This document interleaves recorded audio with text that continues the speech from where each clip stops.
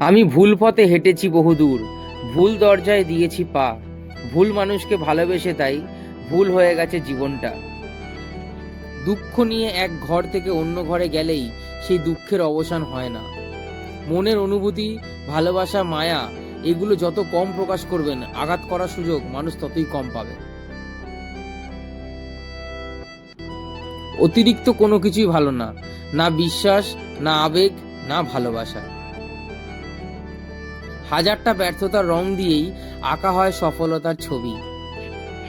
স্ত্রীকে কখনো দাসী নয়, জীবন সঙ্গী হিসেবে মর্যাদা দিন, কারণ সে তার পিতামাতার কাছে এক সময় রাজকন্যা ছিল, ঠিক যেমনটি আপনার বোন আপনার পিতামাতার কাছে।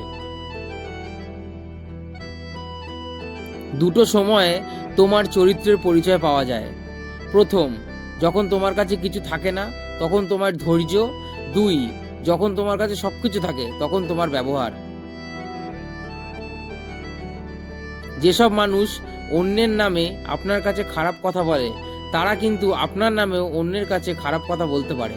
সুতরাং এদের থেকে দূরত্ব বজায় রাখুন।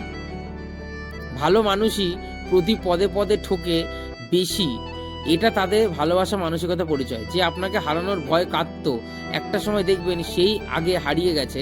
যে মানুষটা এক সময়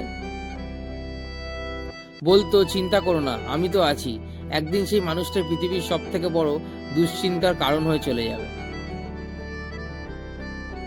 কেউ আঘাত দিলে না না কেঁদে 5টি কাজ করুন, জীবন পাল্টে যাবে। নিজের প্রতি বিশ্বাস রাখুন এবং সৃষ্টিকর্তা যা করেন তা ভালোর জন্যই করেন, এই কথার উপর পূর্ণ বিশ্বাস রাখুন।